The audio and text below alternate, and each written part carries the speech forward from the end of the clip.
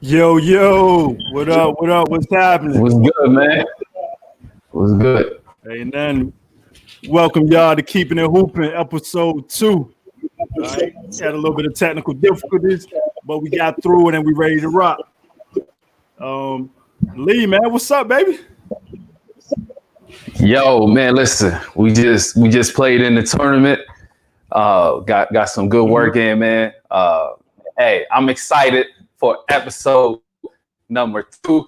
We got something special for the people, man. How's everything on your end, man? Man, everything is good, man. Everything is great, man. Great weekend. Trying to get some rest, man, with a little man, but he keeping me up. But you know how I do, man. We push through. Excited for this episode. Look, man. Look, man, I'm glad I'm out of that stage, man. You know what I mean? Listen, tomorrow is my youngest daughter, her 6th birthday, man. So we got that 6-year-old, 12-year-old, soon to be 12, 14-year-old, man. So hey, man. I'll be praying for you, man, to get that good sleep. Absolutely. Hey, look, and I'm gonna be where you at, man. You know, so I'll be there in no time, man. Time is going past quick, man. But I'm excited, man. Definitely excited, man. For sure. Hey, we got a lot of great feedback, y'all. We appreciate all the feedback and the comments for the last episode. It was a good one, man. But each episode we gonna get better and better.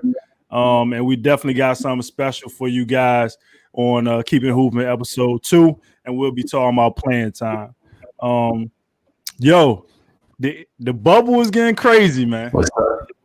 The NBA bubble is getting crazy.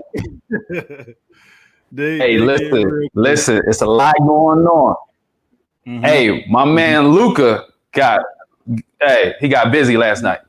Yeah. He got busy last night. I heard. I didn't get a chance to check it out, bro, but I heard. I seen the Twitter going crazy, the IG going crazy. He got off, man. Huh? Yeah. Listen. He in Dallas, you know. Listen, we not too. We just outside of Dallas. And listen, right. he lighting that thing up right now, man.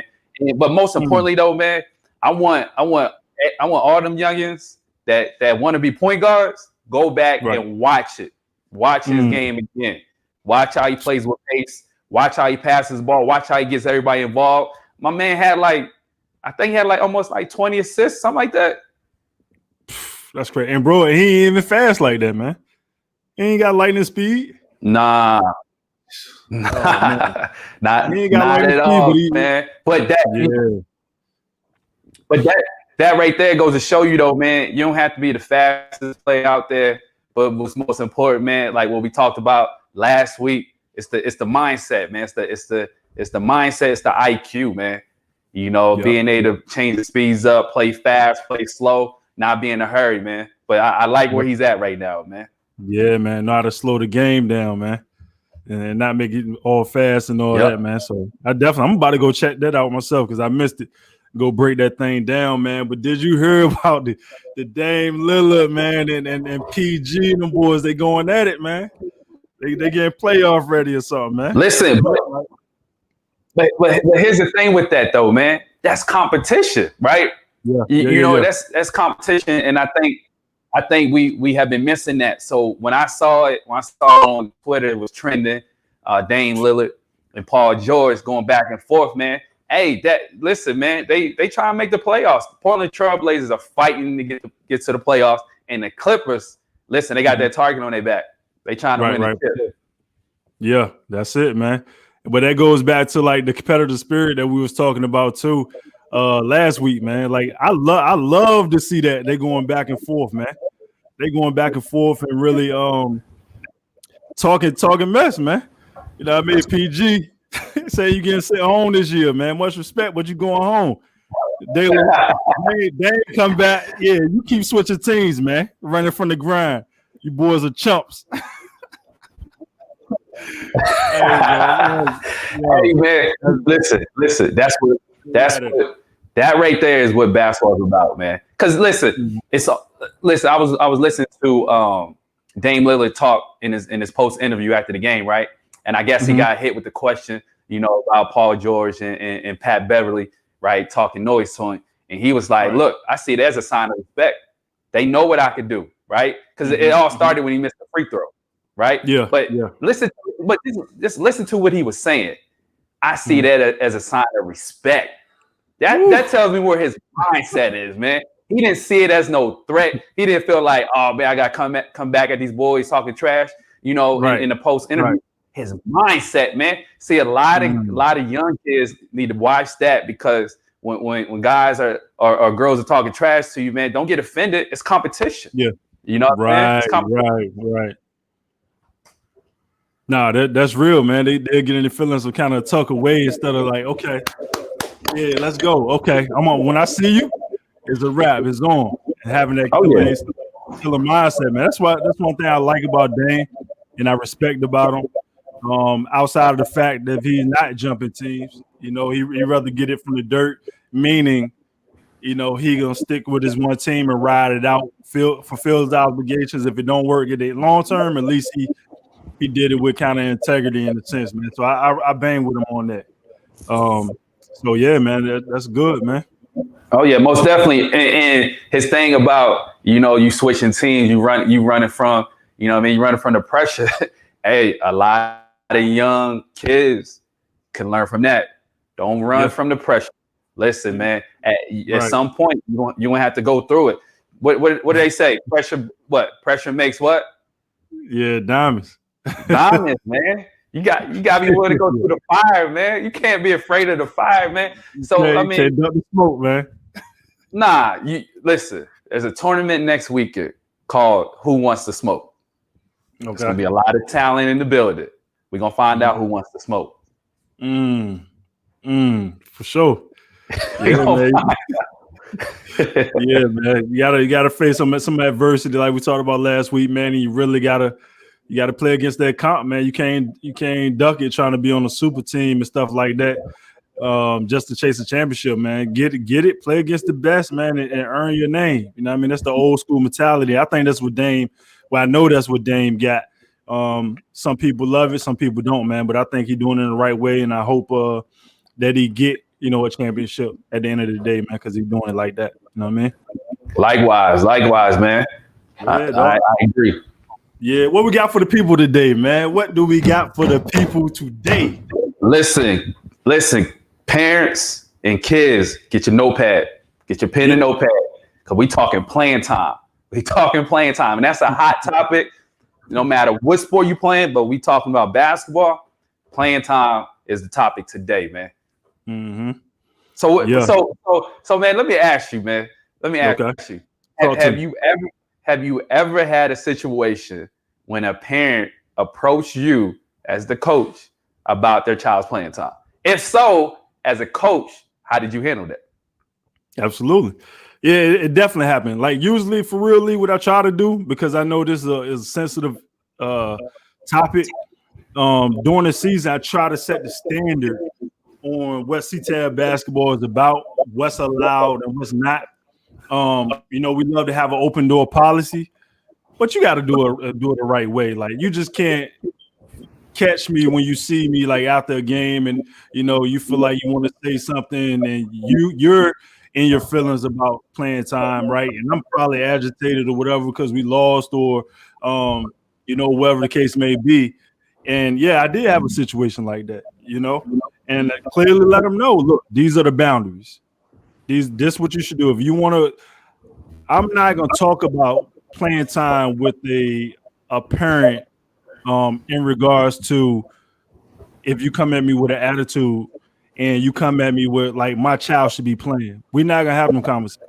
But I will have a conversation if you come to me and say, hey, coach, I just want to kind of understand, about Timmy, why he's not getting time. What can he do to improve or to earn playing time?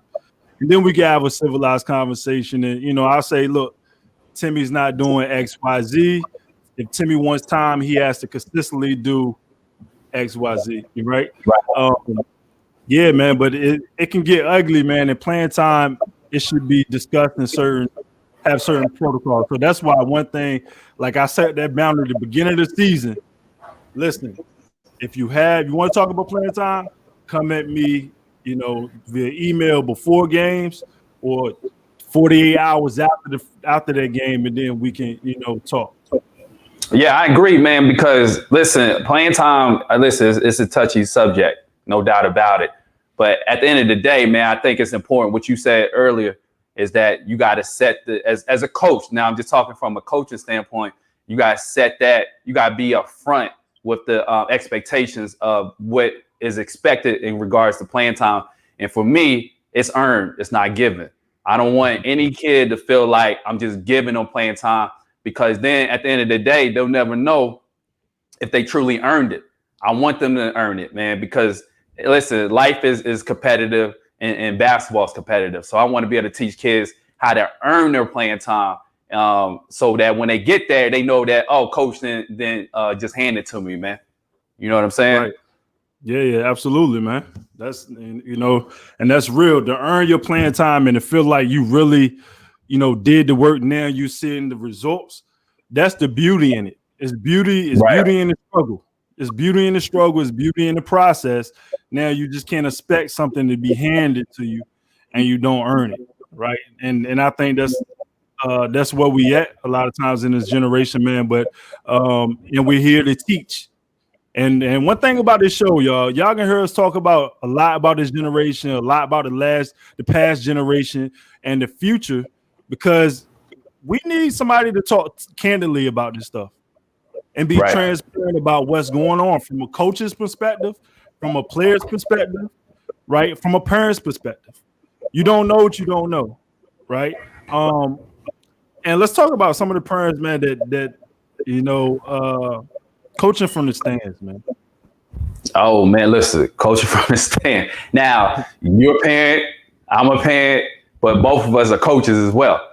So, man, I remember a while back, man, in my sports psychology class, man, I had to go and study two situations. One, I had to study a coach in practice, how he or she engaged their players. Then I had to go to a game, right? I had to go to a game and watch how the coach interact with the players. Man, I tell you this, when I went to go study watch the game, man, all I heard is parents just, hey, my child should be on the floor. Why my child getting playing time? And I remember not too long ago, man, a college coach saying that whenever I see a parent coaching from the stands, I immediately check their son off the board or daughter. It doesn't matter, right? It goes both ways. So what parents got to be very careful of, man, because that could have a negative effect, not only right now in this present moment, but also in their future, man, because a lot of coaches, whether it's middle school, high school, or collegiate, don't really want to deal with parents that are constantly coaching from the sidelines. And to me, too, that tells me you really don't trust your child. Allow your child to go through the fire and make mistakes, man, and allow your child to be coached. Coach them when they get in the car. How about that? Right. No doubt. I totally 1,000% agree, man. And it's like, in the same way I talk to coaches, man, like they immediately strike them off the list. And I get it, because I got a son who hoops, and you talked about it a little bit last week or two with Jeremiah, like, thinking about trying to restrain yourself, you know what I'm saying? I'm saying, wait, and I get it, because we're passionate about our kids. We love our kids and we want to see them do well, and we hate for them to see them to go through any type of adversity, which they will, but it's hard to accept that as a parent, right?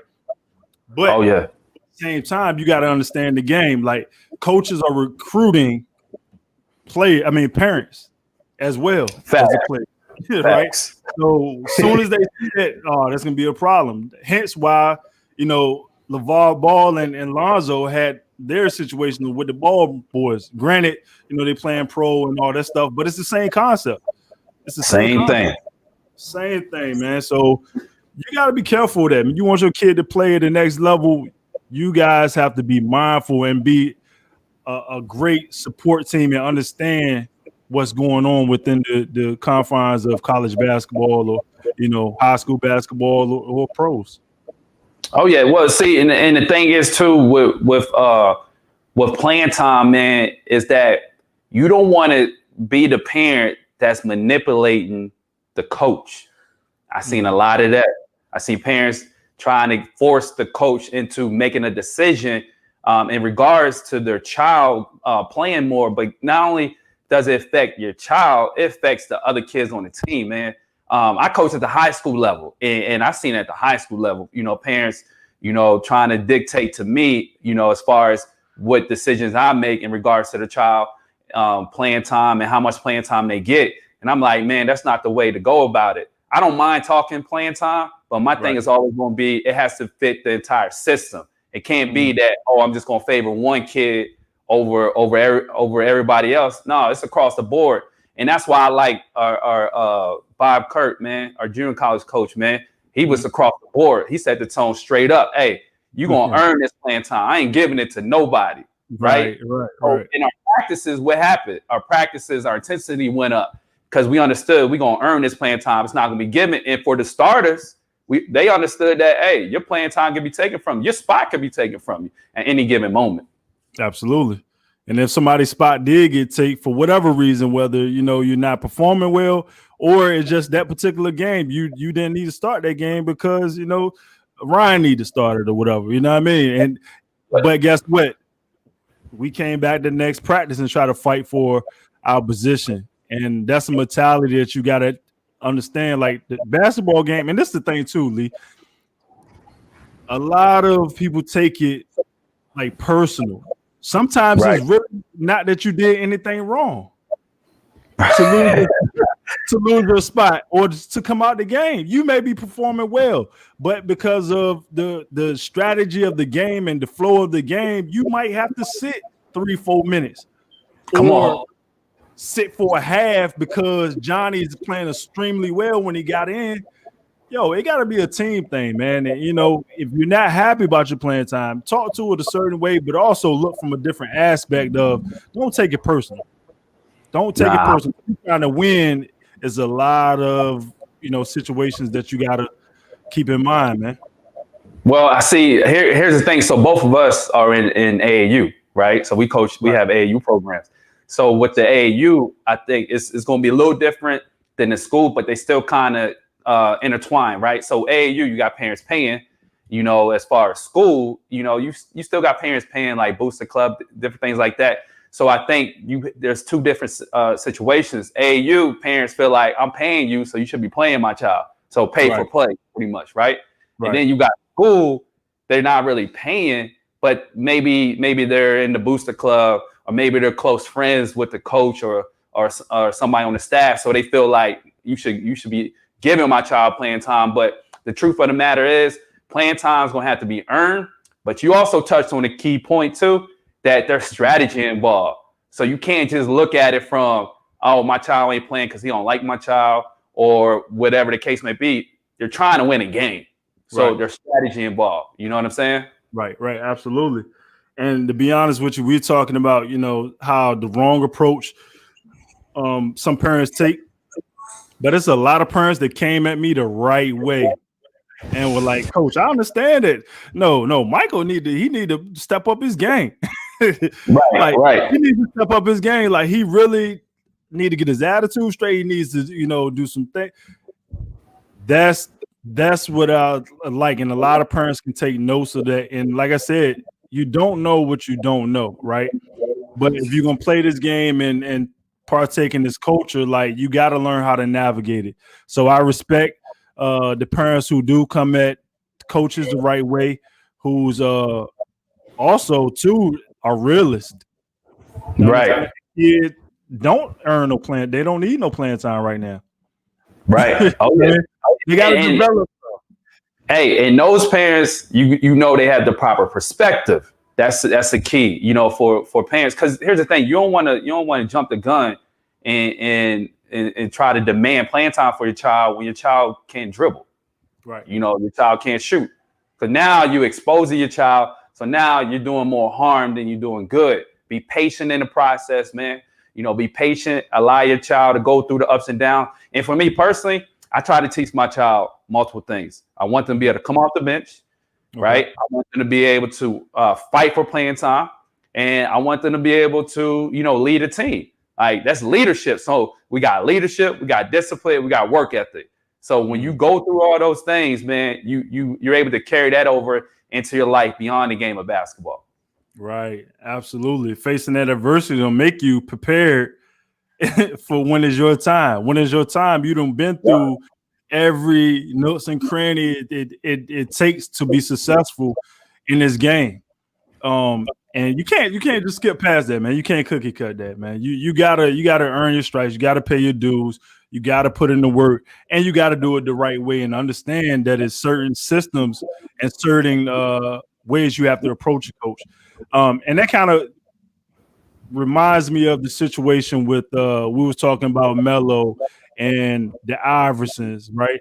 Some of the things, the challenges they had on accepting their roles with playing time. Nah, I'm a Hall of Famer, though. I done played 10 years, and I done averaged 25 points. I'm the man, and I done did this in high school and college and whoop de whoop. But when it's time, when you're getting older, you're not as fast, you're not as strong, you're not as quick.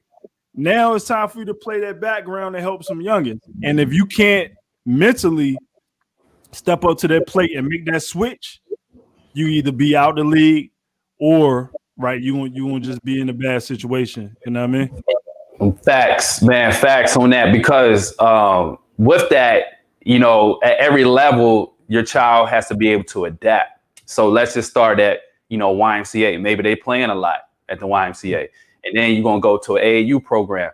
Now it's going to be a little bit more challenges. So now they're going to have to earn their stripes, right? And then they start to get into school basketball. And then you start talking about, collegiate.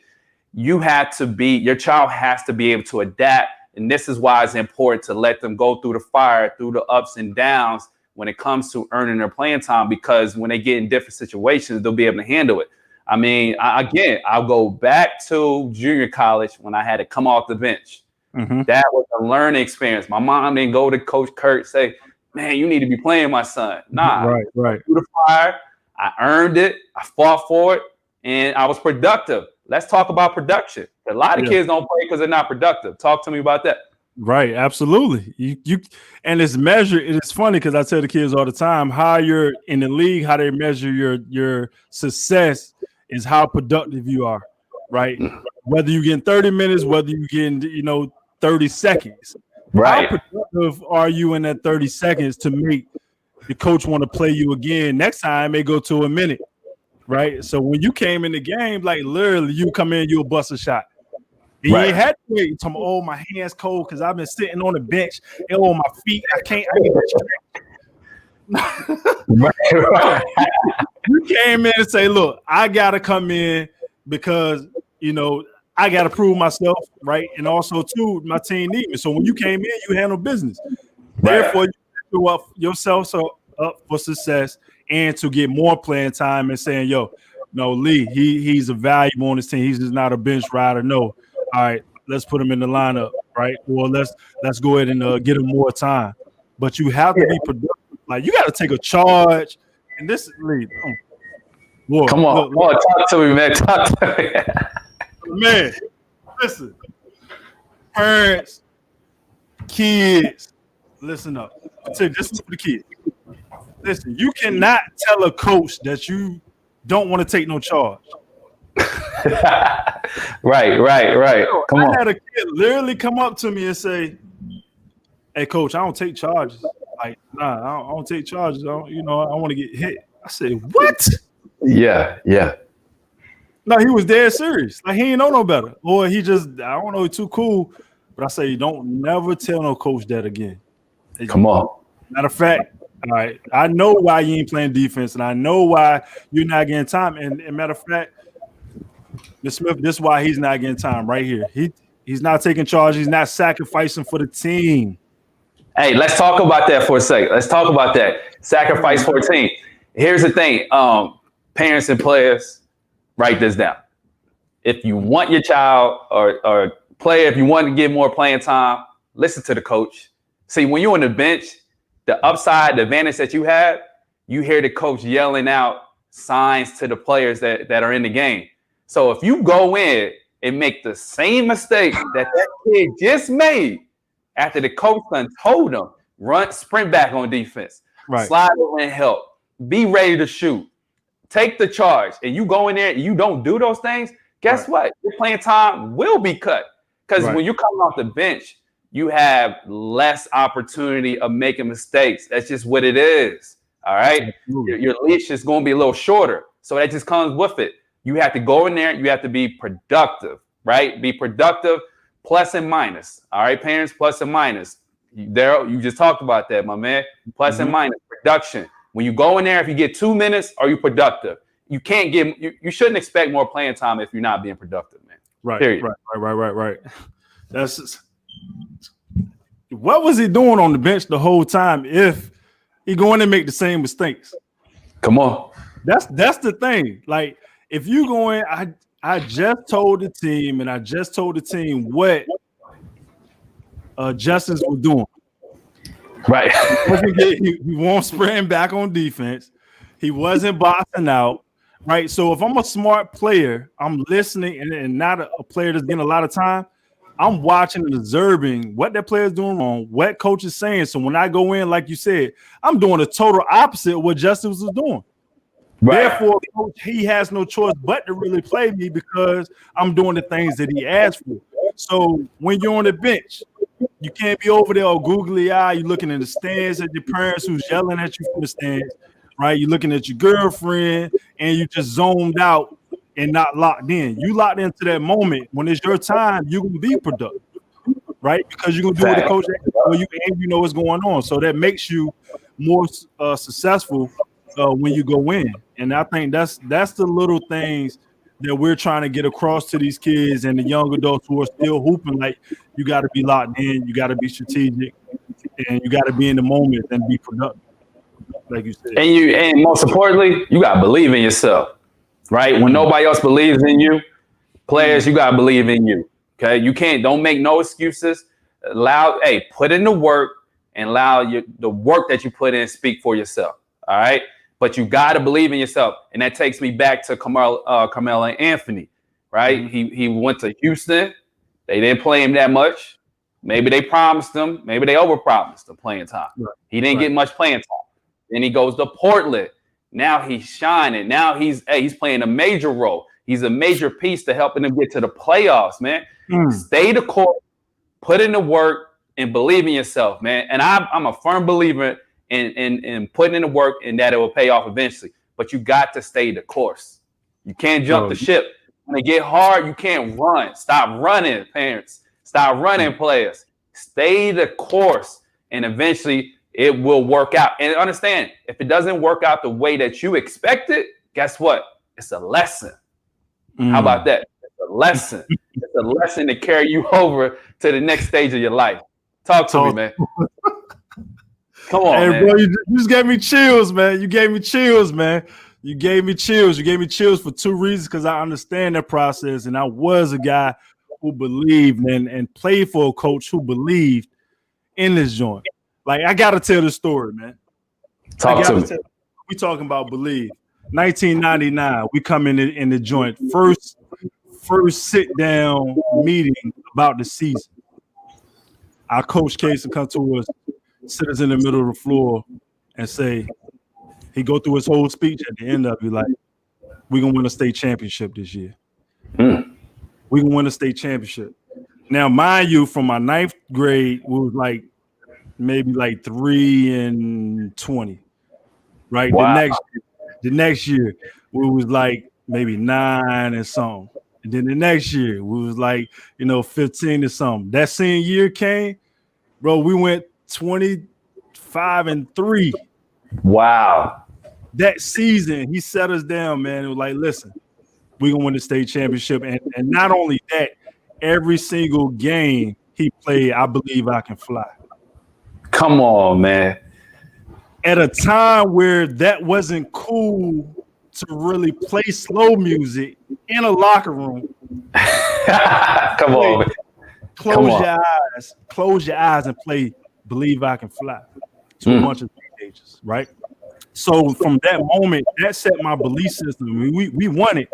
I'm like, yo, I believe in my team. I buy into my coach. I believe in myself. And I did well individually as well as win the state championship, right? But I said all that to say this. The second piece that gave me chills was the Melo story. I remember when everybody was bashing him, right? Talking about he's done, he's washed up. But I remember every time I see his post, it's always positive. It's Mm-hmm. always something spiritual. It's always something family. Like you can see the resurrection of not only his career coming, but him as a man. Like believing, like, no, I'm gonna get back. And when you get back and get an opportunity, you take full advantage of it. And I think Hey, think about this, man. He was out for a whole year. right. Now, now, talk to me about that. He was out for a whole year, and Right. look where he's at now. Right. What was he doing at the time? What was he playing video games? What was he? You know, was he just chilling out at the club? From what I know, I seen him on IG in the lab. Hey, he was working, and that's what you're saying. Put in the work. That's what you're telling them right now. Put in the work and let your work speak for itself, man. Stay the course. And Melo did that. I mean, it's happening right now. Right. He was out an entire year. But another key thing that you said, believe. Right. Got to believe in yourself, man. Because if you don't believe in you, how can you expect your coach or your teammates to believe in you? Right. Right. You know what I'm saying? If you don't believe in you, how can you expect your coach and your teammates to believe in you? That's why y'all was able to win the state championship, my man. It's because y'all believe not only in yourselves, but you believe in each other. Right, right, no doubt. And we're part of a team. We was part of a team who, like I said, we didn't have the most talented team. We had two like elite players, all-star players, and everybody else was role players. But they played their role to a T. Come on. Man, listen, I'm talking about you had one guy, he couldn't even walk and chew bubble gum at the same time, averaging 10 boards a game. Right. Right. You have a little skinny little white kid who, you know, cool with everybody, but he wasn't confident in the game, but he'll come in and bust down shots. Right. He'll do the little things, dive on the floor and stuff like that, man. And then not only that, you have these components of role players and a couple of stars. You had a coach who know how to play each player, how they're supposed to be played. Right. And when to play them and how to play them and what makes them tick and what don't make them tick. You see what I'm saying? Now, so you saying something right there because I believe when you don't make the right substitutions, you leave the door open for parents to complain about the child not playing. Absolutely. That's the key. You know, a lot of coaches, a lot of programs, especially at the youth level, allowing, you know, give parents the opportunity to complain about the child not playing because they see that the coach is not able to make the right decisions as far as substitutions. And now that gives that parent a chance to say, well, hold on. Well, my child should be playing because it don't seem like you're putting these kids, you're not putting these kids in the right situation. So, I mean, your coach was able to push the right buttons, make the right substitutions, and probably you didn't have any parents complaining about kids playing. Nah, they the only complaint they had was how crazy he was, but they didn't understand the method to his madness. It was a method to his madness. He had to make us men, and now they see, you know, what he was doing because all us came out to be great, well-rounded men, and not no little boys not handling their business. You know what I mean? Yeah. Now let me ask you this. So, talk to me about like parents. You know, we're talking about playing time and parents, you know, coaching from the stands. Talk to me about how important is the parents to have the conversation in the car, whether it's in the ride to the game or ride home. Talk to me about why is those conversations important and how those conversations can have a positive or negative impact in a relationship with the coach and the player. One thing I say, and I play this through my mind often. Like I said, I have a son who is young, who is up and coming. And hold on 1 second. Everybody, we are live, keeping it hooping. Me, myself, Daryl Tao, we live. Yes, I sir. hope y'all are taking good notes right now. We're talking about playing time. All right, go ahead, my man. Yeah. We live, man. Live, we do live stuff. but nah. So with my son, like I play in my mind, if he has a bad game, do I go hard on him? Do I just take it easy on them, or do I not say anything at all? Right. So I got to assess that situation as it comes about. Right. Now, me personally, if it's one of them things that he's really not showing effort, then I be hard on him, man, because that's one thing that I don't tolerate. Like, you're gonna be out there, you can make mistakes, make all the mistakes you want, but if you don't show me effort, you're not gonna be playing. That's number one, right? The other piece is too, I'm not gonna kind of bash the coach in front of my son either. I'm not gonna say, Coach Smith, he don't know what he's doing, man. He need to, I'm not gonna do all that, because what happens is the kid gonna start feeling some type of way about Coach Smith, and then he gonna probably go talk to his players, his teammates about Coach Smith, and that breeds for a bad environment. I may say Coach Smith can do some, he can do some other things to kind of help you guys, but me being a coach, I think my son will understand it more. But if I'm not a coach, I'm not going to. Either way, I'm not gonna bash the coach, man. I would do it a certain way, but you gotta be mindful of that. I mean, I think that's good. I like how you worded that, because a lot of times parents do make the mistake of during the ride home or ride to the game, they're complaining about the coach not playing their child, and if their child don't have the right mindset, that could have a negative impact on the child, and then the child is gonna start acting out, towards the coach, whether it's talking back or just not listening. And one thing that I've learned through coaching is that, man, you could tell if a parent's talking negative about you to their child, because how the child is responding to your communication. So parents, just be wise on the communication that you're having with your child, to the game and after the game, because it can have a negative impact on a relationship with with your child and the coach. You don't want to ruin that. You want to make sure that your child can have that conversation when it comes to playing time. Your child feels comfortable going to have the conversation with the coach without having those negative, statements in their mind coming from you, because that's going to impact how they approach the coach, man. So I definitely agree with you on that, man. You don't want to talk negative to your child about the coach. Yeah, no doubt, man. That's real. And I think too, man, we skipped over a crucial piece, because we talk about the parents and we talk about the players a lot, and we will continue, as well as the coaches, man. You gotta know what you're doing. Right. You can't just put on a coach's polo and say, no, I'm a coach now. I'm a high school coach. I'm an AAU coach, or I'm a semi-private or semi-pro coach or rec league coach. Right. You have to know and understand what's going on, because when them situations arise, like you was talking about, when the parents looking, because the parents know, and if you get a parents like you and me who know the game, we can be like, oh no, he don't know what he's doing.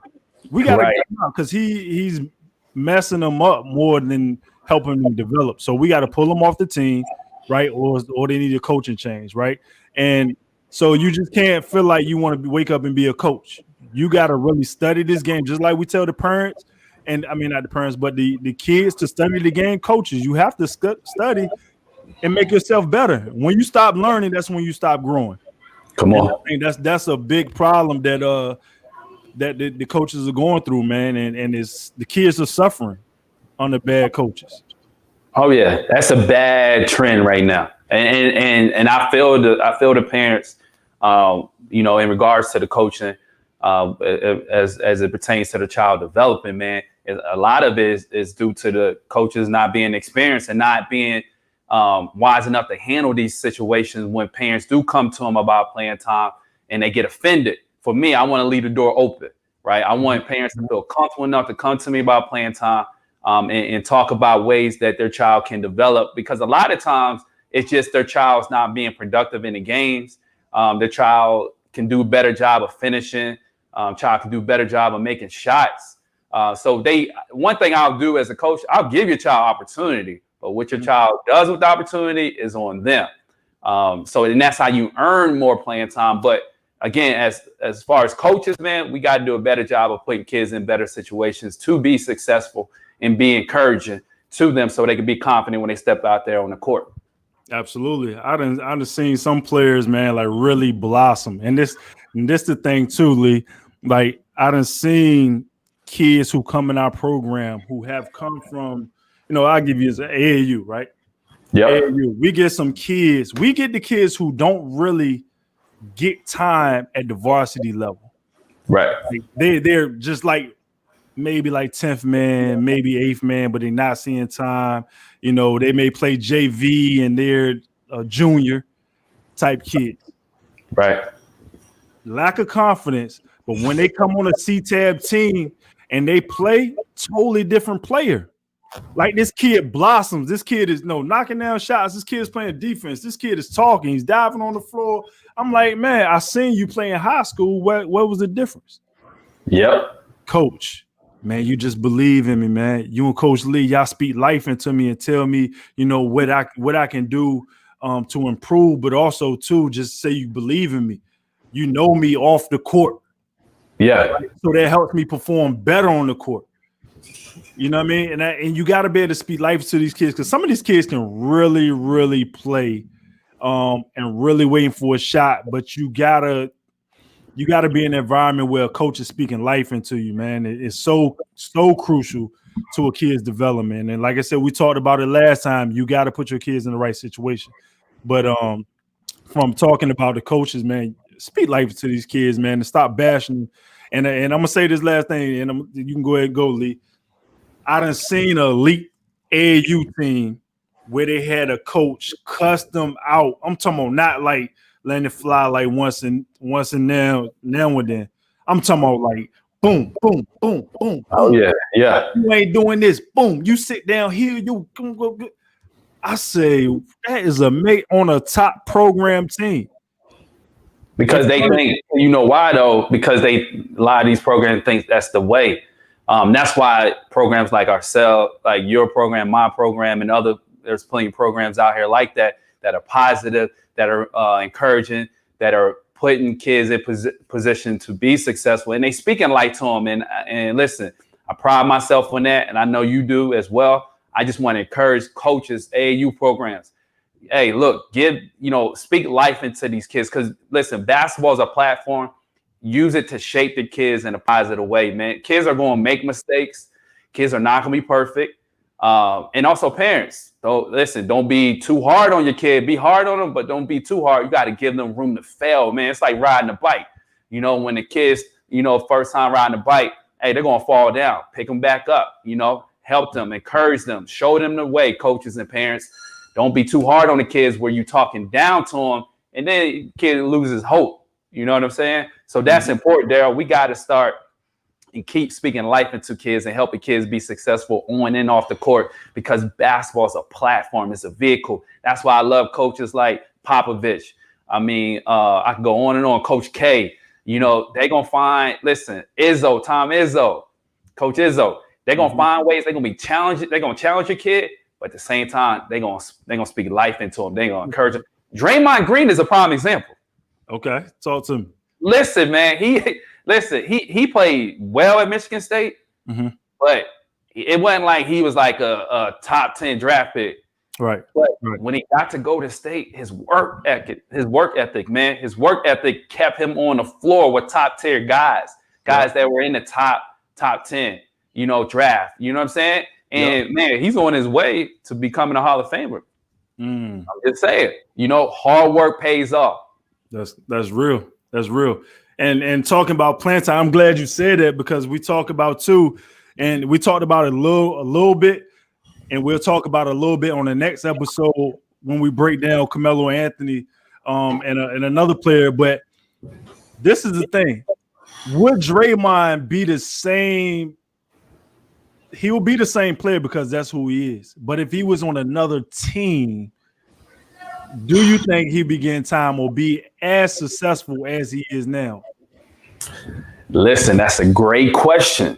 Parents, this is important. Whether it's AAU or, college, to find the right fit for your child, you got to look at the whole situation. Don't get caught up in the glam and the shining lights. Look at the entire situation. The coach, how does the coach the kids? What's the system looking like? That's going to kind of dictate whether or not your child will get playing time. So Man, that's a great question, Matt. I look forward to diving in that some more in our next show. Yeah, absolutely, man. Absolutely. That's real, man. I love it, man. I love it, and let's continue to build and grow. What time we at, man? We about 50 minutes in. Man, listen, if y'all got any questions, please put them in the chat. If you got any questions, put them in the chat.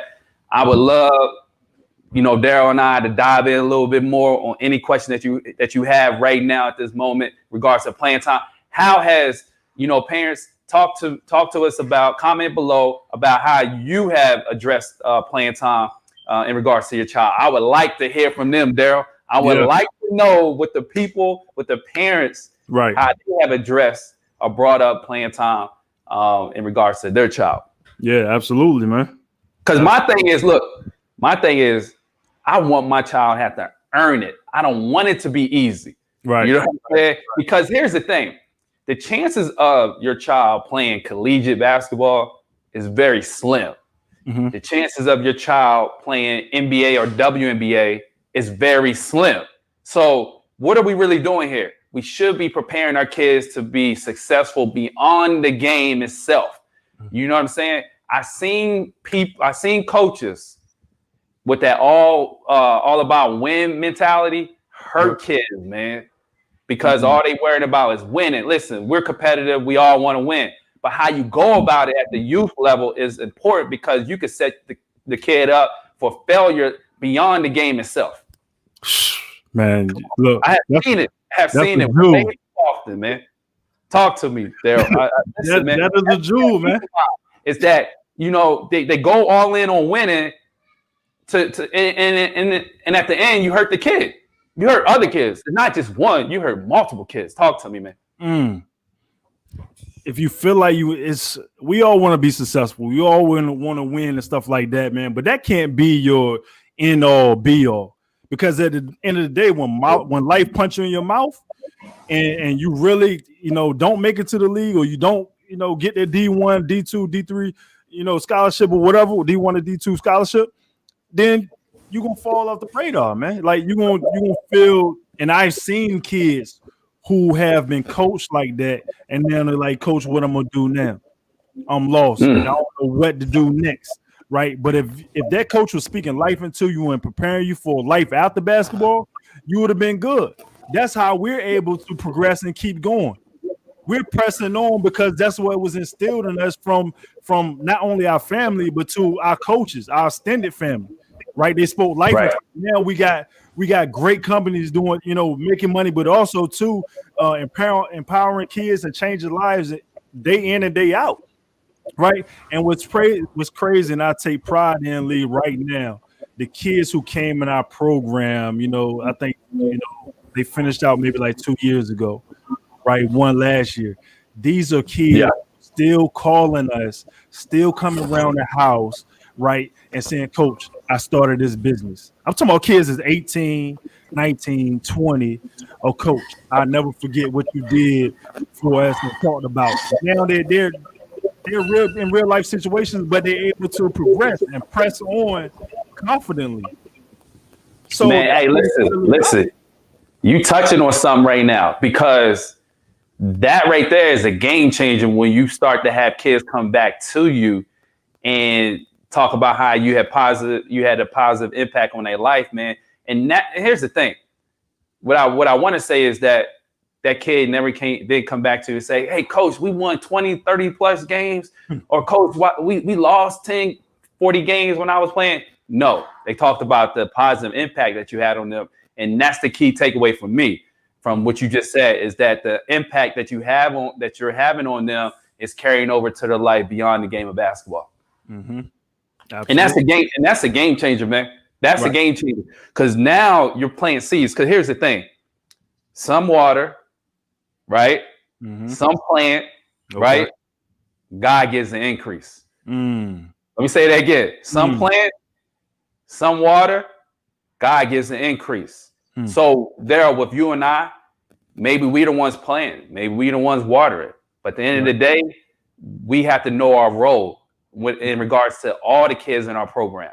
right? And it goes for all these coaches, middle school, high school, public school, private school, AAU. You have to know in every kid, with every kid that you have, you may be the one planting the seed. You may be the one watering. At the end of the day, God's going to get the increase. You don't want to be the one ruining the kid. I have seen that. I know you have as well, Daryl. Yeah, absolutely. I see it day in and day out, man.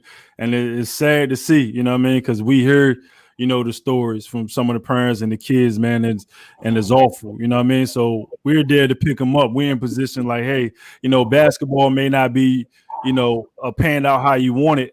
But you know what, man? You smart, man. You smart, man. You smart in math. You smart in, you know, accounting. You doing your thing. You got a good relationship with all the athletes. Okay, right. Try to be an agent, man. Come on. Right? Once you try to be an agent, get some of your friends who are in position at the D1, D2, D3 level who's playing well. Try to go ahead and get them an opportunity, man. You go and represent them. Or, you know, man, okay, you love basketball and you doing physical therapy. Let's try to do that for the college level, right? And then you know you may be doing that for the Miami Heat. You know, so you can still be around the game. You may not be playing, but you still be around the game. And what's crazy to tie back into the playing time is some of the kids who we have relationships with, Lee, they are the kids that ain't getting no time. They're the ones that's like, oh, coach, I get what you were saying. Like, okay. I rock with y'all. Y'all spoke life into us.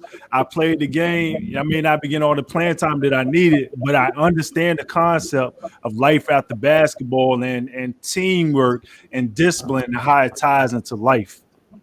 Yeah, that's good right there, my man. That's good. Listen, you touched on some great things there, man. Because here's the thing, too, I want to add to what you're saying is that parents and also players, but parents, I want to talk to you right now, is that you don't want to ruin relationships over playing time. I have seen parents do that because that could be that connection that your child has with that particular coach can be the door that's going to open up opportunities for them down the road. And because of you getting over excited, frustrated about the lack of playing time, you look at the opportunity as far as the relationships that's being built within the coaching. Because as long as the coach cares for your child, that coach going to do whatever they can to help your child be successful beyond the game of basketball. And it really has nothing to do with playing time. It has very little to do with playing time and more so about relationships and helping your kid become successful beyond the game of basketball, man. This is good stuff right here, Daryl. Good stuff, man. Taking notes, man. Should be taking notes. Like, this is free game. This is free game, like a master class of basketball, youth basketball, whether you're at the rec league, the middle school, high school, and all that good stuff. Like, this is a master class, and we're gonna give it to them every week, man, because like I said, this is information that if I didn't have my high school coach, I wouldn't have knew. Right, if we didn't have, you know, somebody going hard on us like Bob Kirk and them boys, or Coach Jones in Norfolk State, we wouldn't have knew. Right, so this platform right here, man, is if you want the real uncut information of what's going on in this game, this culture of basketball, then you need to tune in like every week, because you got to take notes, got to help you grow. And this is the thing too. Like, don't be prideful. And listen, when I say you stop learning, that's when you stop growing. Like, many times, I don't care who it is. If it's somebody like that I feel like I can get value from, or if they spitting some real jewels, I'm taking notes. I'm putting it in my phone because it's valuable information that'll help me as a coach. It'll help me as a parent. It helped me as a man. It helped me as a better father. You know, all that good stuff, man. So I'm glad we did this platform, man. And if y'all feel like it's adding value to you, you know, share this thing with, you know, 5 or 10 of your friends and let them know about Keepin and Hoopin. Keepin and Hoopin. Click that like button for us. Click that like button. Click that heart button. Share this video. Hey, we're on a mission. Me and Daryl on a mission. We want to help kids. We want to help parents. We want to help kids be successful beyond the game of basketball. And I believe this is what this platform is about. If you have questions, leave them below. If you have topics that you want us to talk about, leave them below. We're open. All right. Absolutely. But hey, man, another great show today, man. Absolutely. Episode number 2. I'm loving it. Keeping it hooping. Yeah. Let's go. You already know. Hey, look, next week, we're going to break down Carmelo Anthony. We talked about it a little bit, but we're going to break it down in detail. May break down this game, break down on his comeback, break down the whole situation that he's going through right now, man. And we're looking exciting. And you want to break down somebody else? You want to leave it at one? Hey, nah, we're gonna tap in some more, because here's the thing. I believe in being persistent, right? Mm-hmm. And that's the thing that's really we're gonna hit home next week, being persistent, because a lot of kids, man, listen, a lot of kids be digging, and they quit, not realizing they're just 3 feet away from the goal. They're 3 feet away from the opportunity. Think about this, Daryl. How many opportunities we had to quit? Whether it was JUCO, whether it was D1. Listen, I'm gonna say this real quick. I remember going to a junior college, and this coach looked me right. He looked me right in front of my face. Looked me right in my face. He said, "Look, man, I don't think you're good enough to play here." No, he my didn't. My mom was saying, "Listen to me. Listen to me." No, he didn't. My mom was sitting right beside me. I said, I looked at her. I said, "Did he really just say that to him?" Yo, the next day, it may have been a few days later, I went up to Allegheny, and they put me on the spot tryout. You know, I ran up and down with the guys that were there. Right. Right then and there, he was like, "Nah, we want you." My whole point is, this is Carmelo, man. You got to stay the course. But we're gonna dive into that some more next week, man. Oh yeah, let's go, man. Hey, look, we can be here. We can be here all day, baby. Hey, I don't want to get off, man, but we gotta leave something next week, baby. Listen, I look forward to seeing everybody next week. Click that like button, click that heart button. Keeping it hooping. Episode number 2. We look forward to seeing y'all next week. Absolutely.